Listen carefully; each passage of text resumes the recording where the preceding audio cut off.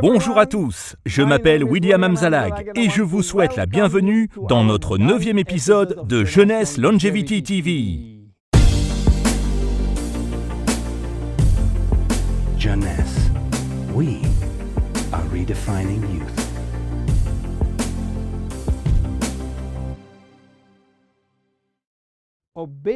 Obésité, ou devrais-je dire, globésité. Aujourd'hui, l'obésité est une épidémie mondiale. Il y a une explosion flagrante de l'obésité au niveau mondial. Même dans des pays où, il n'y a pas si longtemps, la famine était le problème de santé numéro 1.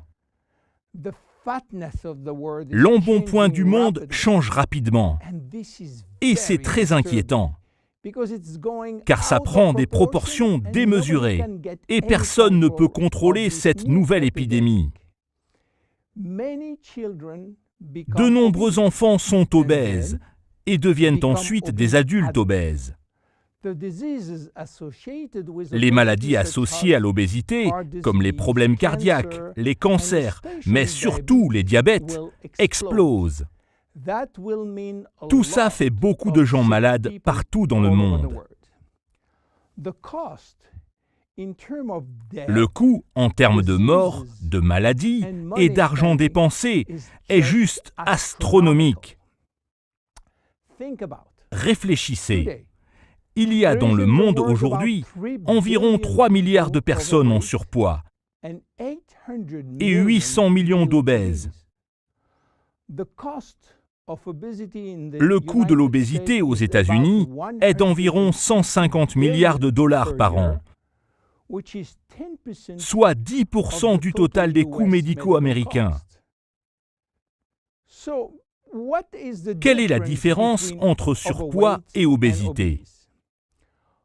Le surpoids, c'est lorsque vous avez seulement quelques kilos en plus par rapport à la norme, de 1 à 15 kilos pour les adultes. Au-delà de ce seuil, on vous considère comme obèse. Si vous désirez en savoir plus à ce sujet, alors vous devez calculer votre IMC, c'est-à-dire votre indice de masse corporelle, en utilisant la formule suivante. Votre poids en kilos divisé par votre taille au carré. Si votre IMC est inférieur à 18,5 par mètre carré, ça veut dire que vous devez prendre du poids. En effet, vous êtes considéré comme maigre. Entre 18,5 et 25, vous êtes normal. Entre 25 et 30, vous êtes en surpoids.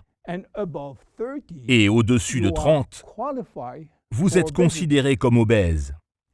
Notez que l'IMC est un outil standard qui ne s'applique pas aux extrêmes, comme les personnes très grandes ou très petites. Et il faut aussi l'adapter pour les enfants. Pourquoi les gens deviennent obèses ? C'est très simple en théorie. Mais ça devient beaucoup plus compliqué lorsqu'on s'intéresse au métabolisme lipidique. On prend du poids ou de la graisse lorsqu'on ingère plus de calories qu'on en dépense, ou lorsqu'on dépense moins de calories qu'on en ingère. Comment avoir de l'énergie ?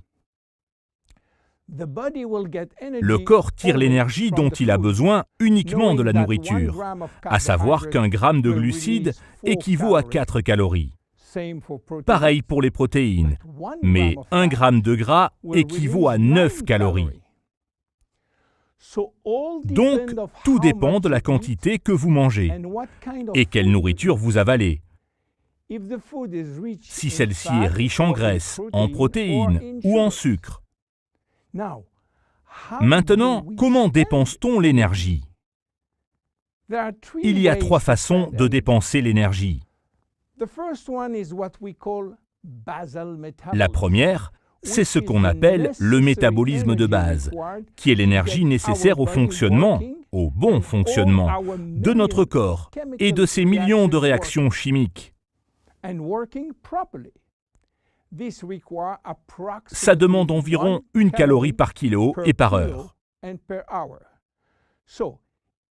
Donc, si vous pesez 60 kilos, vous dépenserez en 24 heures, 60 fois 24 heures égale 1440 calories par jour. Et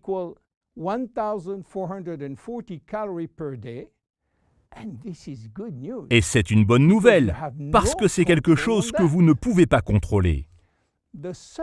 La deuxième façon de dépenser de l'énergie, c'est en luttant contre la chaleur ou le froid. Et cela dépend de l'environnement, mais aussi de la façon dont vous vous protégez du chaud ou du froid. Ça s'appelle la thermogénèse. Et vous pouvez contrôler un peu ce phénomène.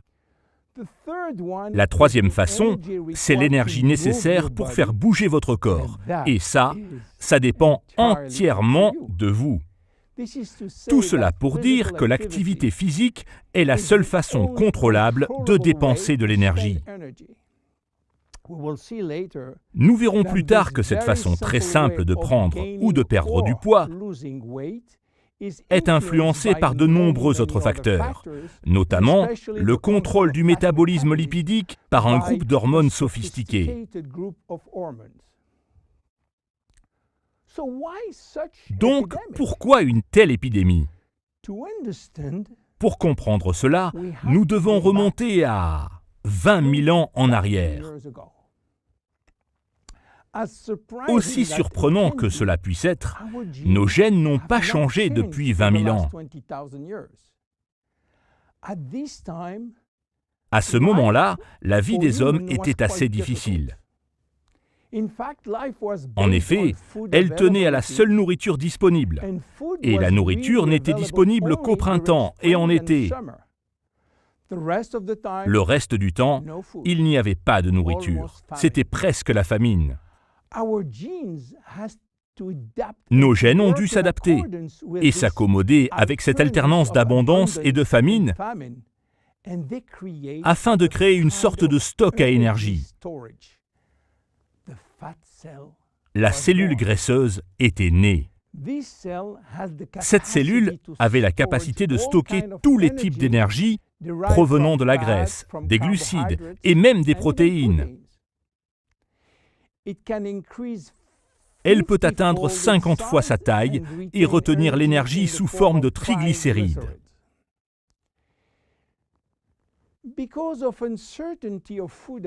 À cause d'une nourriture incertaine, nos gènes ont été orientés vers le mode sauvegarde. C'est-à-dire qu'à chaque fois que l'on mangeait, toute l'énergie provenant de la nourriture était dirigée vers le stock. Que s'est-il passé 20 000 ans après?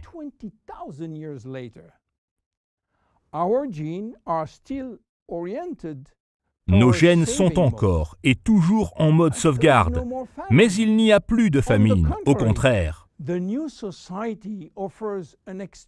La nouvelle société offre une abondance de nourriture riche en calories, et cela toute l'année. Et devinez ce qu'il se passe? Tout va d'abord dans le stock. Et une fois que c'est dedans, c'est très difficile de les faire sortir. Vous comprenez maintenant pourquoi il est si difficile aujourd'hui de ne pas prendre du poids ou du gras. Mais il y a un autre facteur. Il y a 20 000 ans, afin de rapporter à manger à la maison, les hommes chassaient, pêchaient ou grimpaient dans les arbres pour cueillir des fruits. Ça demandait une énorme dépense d'énergie.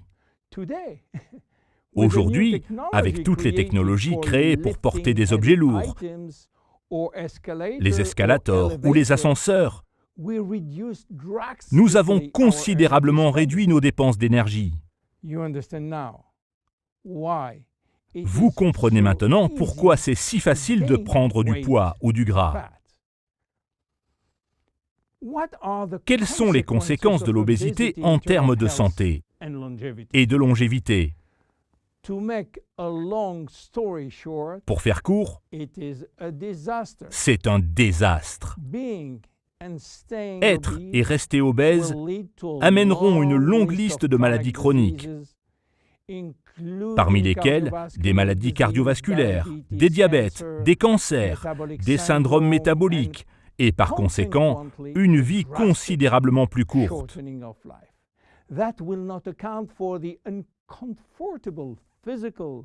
Tout cela ne prend pas en compte l'inconfort physique et les conséquences émotionnelles et mentales d'être gros, pour nous ou pour notre entourage. En termes de vieillissement, l'obésité raccourcit les télomères, augmente les dommages causés à l'ADN et réduit la réserve de cellules souches. Donc, que faire pour réduire l'obésité?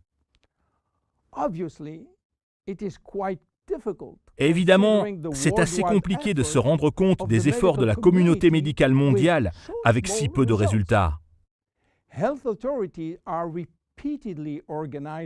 Les autorités sanitaires organisent régulièrement des campagnes pour informer la population sur les conséquences de manger trop de sucre, trop gras ou de ne pas faire d'exercice.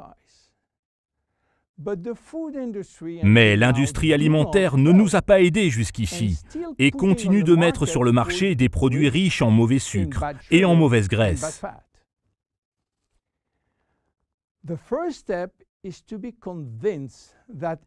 La première étape, c'est de vous convaincre qu'améliorer votre mode de vie, c'est-à-dire votre nutrition, votre activité physique, la gestion de votre stress et de vos émotions, de façon à stopper l'alimentation impulsive, serait déjà une très bonne action pour préserver votre vie et votre longévité. La seconde étape serait de consommer des compléments alimentaires spécifiques afin de vous aider à gérer votre métabolisme lipidique et à reconstruire la masse musculaire que vous avez perdue par manque d'exercice.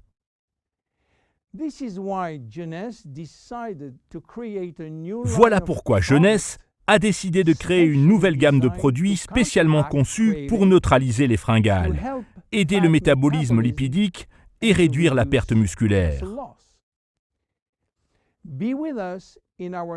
Ne manquez pas notre prochain épisode consacré à la ligne Zen Body. Je m'appelle William Amzalag et je vous donne rendez-vous dans notre prochain épisode. Merci. Jeunesse, we are redefining youth.